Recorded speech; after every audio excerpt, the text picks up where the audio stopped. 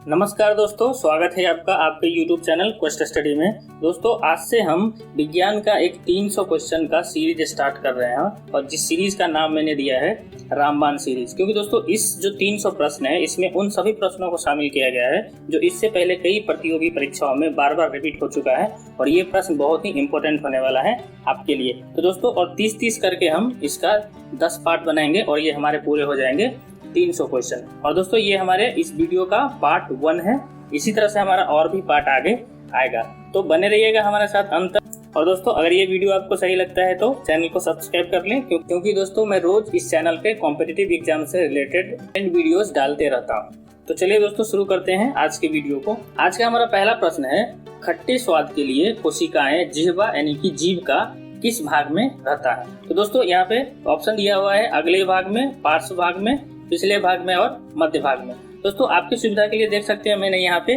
जीभ का एक फिगर लगा दिया है।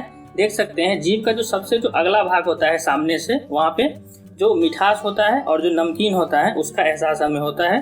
और दोस्तों जो जीभ का जो सबसे पिछला भाग होता है वहाँ पे हमें जो तीखापन होता है उसका एहसास होता है। और जीभ का जो मध्य भाग होता है वहाँ पे मिठास का एहसास होता है। और जो दोनों साइड जो होता है जीभ का, वहाँ पे होता है आपका खट्टा का एहसास। इस क्वेश्चन में पूछा हुआ है खट्टे का एहसास कहाँ पे होता है। इसका सही उत्तर होगा दोस्तों जो पार्श्व भाग है, जो इसके बगल का भाग है वहाँ पे होगा। तो सही ऑप्शन है ऑप्शन बी, पार्श्व भाग। दोस्तों चलते हैं अगले क्वेश्चन पे। अगला क्वेश्चन है, हीलियम परमाणु जब इलेक्ट्रॉन खो देता है तो यह क्या बनता है। तो दोस्तों पता होगा जो हीलियम परमाणु है उसका जो है परमाणु संख्या होता है 2। और दोस्तों पता होगा अगर कोई भी जो तत्व है वो अगर जो इलेक्ट्रॉन जब खो देता है तो वो बन जाता है धन आयन बन जाता है, और जब वो इलेक्ट्रॉन ले लेता है तो बन जाता है ऋण आयन। तो यहाँ पे क्या कर रहा है, जो हीलियम है वो इलेक्ट्रॉन को दे रहा है किसी को, तो ये बन जाएगा आपका धनात्मक हीलियम आयन। तो सही उत्तर है ऑप्शन बी। दोस्तों अगला जो प्रश्न है वो है, किसी पिंड का तापमान मापने के लिए किस यंत्र का प्रयोग किया जाता है। तो दोस्तों जो पिंड का तापमान है वो हम मेजर करते हैं पाइरोमीटर से। तो इसका जो सही उत्तर है ऑप्शन सी, पाइरोमीटर। अब यहाँ पे दोस्तों है हाइग्रोमीटर है, हाइड्रोमीटर है और ओडोमीटर है। हम देख लेते हैं इन तीनों से भी किसका मापन किया जाता है। दोस्तों जो हाइग्रोमीटर होता है उससे हम मापते हैं जो आर्द्रता होता है, जो ह्यूमिडिटी होता है उसको हम इससे मापते हैं। और दोस्तों जो हाइड्रोमीटर होता है उससे किसी भी जो द्रव होता है उसका जो सापेक्षिक घनत्व होता है उससे उसको मापा जाता है हाइड्रोमीटर से। और दोस्तों यहाँ पे जो ओडोमीटर है उससे मापा जाता है, जैसे देखते हैं कि जो वाहन होता है उस पे 1 मीटर लगा रहता है, तो मीटर के नीचे में उसमें 2 मीटर लगा रहता है। 1 मीटर जो होता है वो इस तरह से सुई टाइप का होता है जो आपको स्पीड बताता है, उसको हम बोलते हैं स्पीडोमीटर। और जो नीचे जो लगा रहता है यहाँ पे जो कुल दूरी बताता है, यानी कि कोई भी वाहन स्टार्टिंग से लेकर जब तक आप देख रहे हैं उस टाइम तक कितना दूरी वो तय कर लिया है, तो उसको जो मेजर करता है उसको बोलते हैं ओडोमीटर। तो जो ओडोमीटर होता है वो कुल दूरी मापता है। अगला प्रश्न है, दूध में पाया जाने वाला मुख्य प्रोटीन है। तो दोस्तों दूध में जो मुख्य प्रोटीन पाया जाता है वो है आपका कैसीन। और दोस्तों यहाँ पे आ गया है आपका क्रिएटिन आ गया है, रेनिन आ गया है और पेप्सिन आ गया है। तब हम इन तीनों के बारे में देख लेते हैं। इसका वैसे सही उत्तर जो है वो है आपका ऑप्शन ए, कैसीन। दोस्तों जो क्रिएटिन होता है वो हमारा जो नाखून होता है, आपका बाल होता है, उसमें होता है आपका केराटिन होता है। और जो रेनिन है वो एक टाइप का एंजाइम है। और दोस्तों पता होगा जो एंजाइम होता है वो एक टाइप का प्रोटीन ही होता है।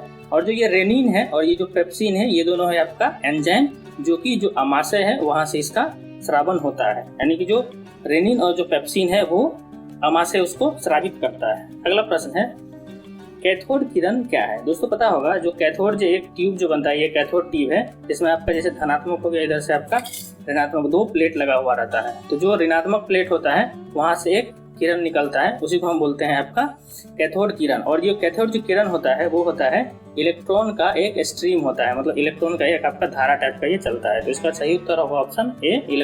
अगला प्रश्न है, जल वाष्प में उपस्थित ऊर्जा है। तो दोस्तों जो जल वाष्प होता है, जैसे हम पानी को गर्म करते हैं तो उसके बाद वो क्या करता है, भाप बन के उड़ने लगता है। जो भाप में जो ऊर्जा होता है, जो उसमें छुपा हुआ ऊर्जा होता है उसको हम बोलते हैं गुप्त ऊष्मा। तो जो जल वाष्प में उपस्थित ऊर्जा होता है उसको बोला जाता है गुप्त ऊष्मा। इसका सही उत्तर है ऑप्शन बी।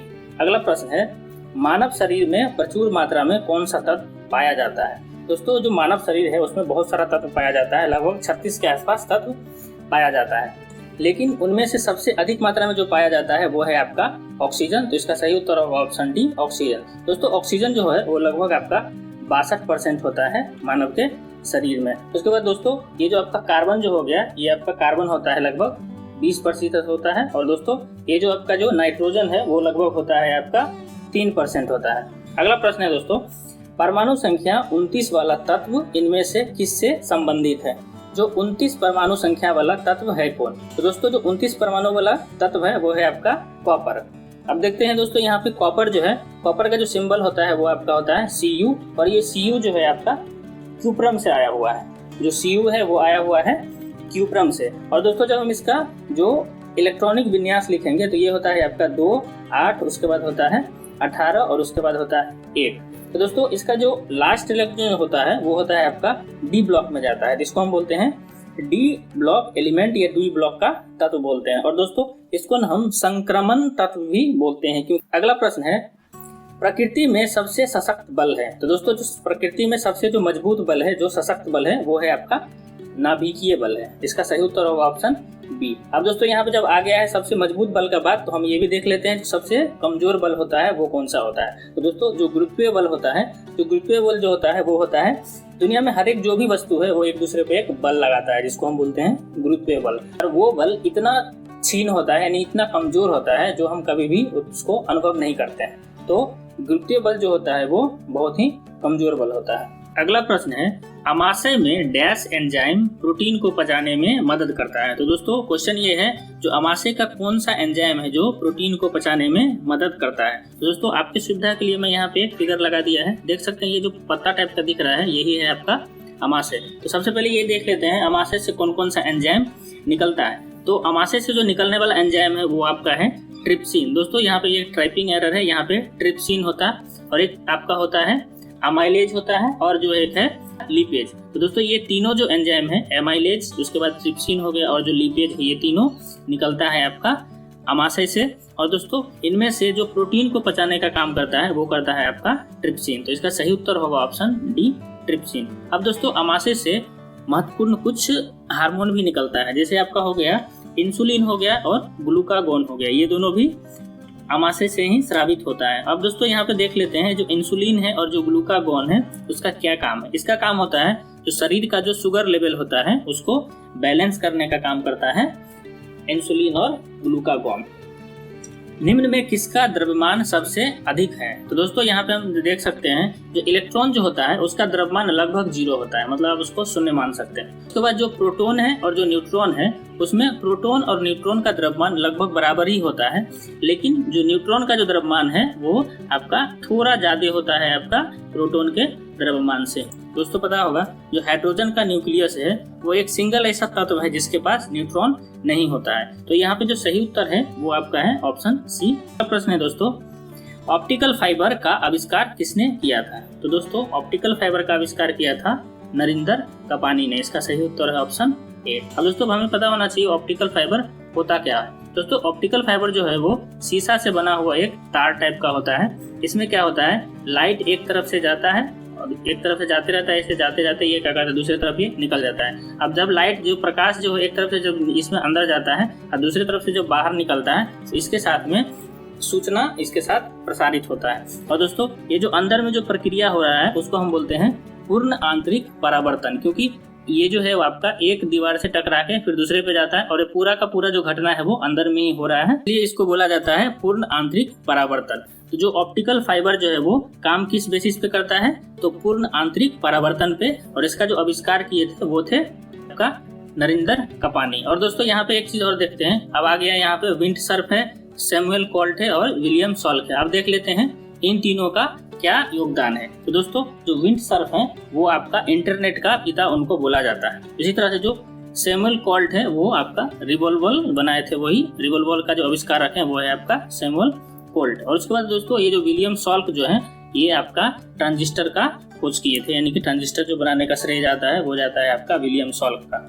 अगला प्रश्न है दोस्तों यहाँ पे, एंजाइम के प्रोटीन भाग को क्या कहते हैं। एंजाइम का जो प्रोटीन भाग होता है उसको बोला जाता है एपो एंजाइम। तो इसका सही उत्तर है ऑप्शन बी, एपो एंजाइम। अगला प्रश्न है, तरल अवस्था में पाई जाने वाली अधातु है। तो दोस्तों जो तरल अवस्था में जो अधातु पाया जाता है वो है आपका ब्रोमीन। और दोस्तों जो तरल अवस्था में जो धातु पाया जाता है वो है आपका पारा। वैसे इसका जो सही उत्तर होगा ऑप्शन बी, जो अधातु है वो है आपका ब्रोमीन। अगर क्वेश्चन में ये पूछता है जो तरल अवस्था में कौन सा धातु पाया जाता है तो इसका ऑप्शन होगा पारा।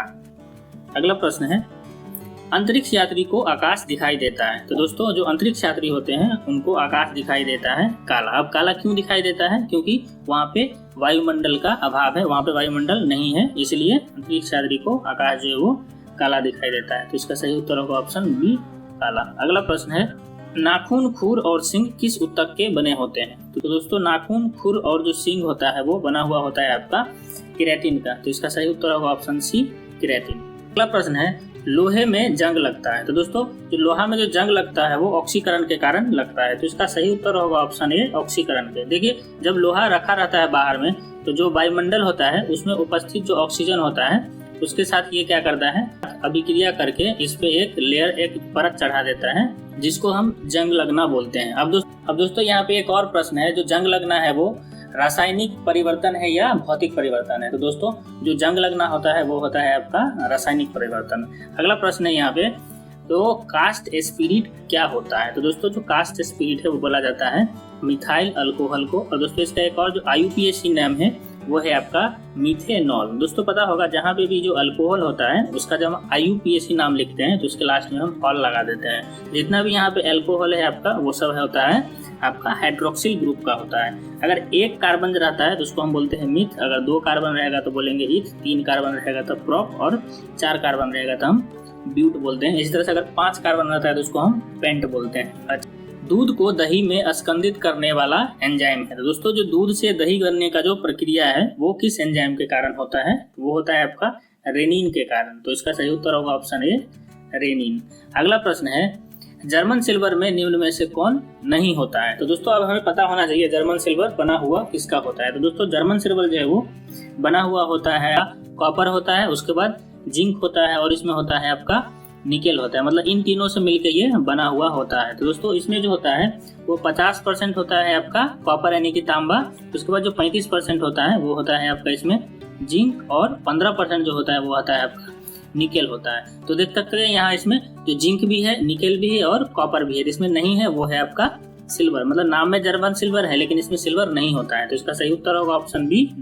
2 उत्तल लेंस में एक का जो फोकल दूरी है वो है आपका 5 मीटर और दूसरे का जो फोकल दूरी है वो है आपका 10 मीटर। तो बोल रहा है कि इन दोनों को अगर जब हम मिला देंगे तो इन दोनों का संयुक्त फोकल दूरी कितना होगा? तो दोस्तों जो संयुक्त फोकल दूरी निकालने का जो फॉर्मूला होता है वो होता है आपका 1/f और बराबर होता है 1/ फिर f1 और प्लस 1/f2 होता है। तो दोस्तों यहाँ पे देख सकते हैं, मान लेते हैं कि ये जो 5 जो है ना वो f1 है और 10 जो है वो आपका f2 है।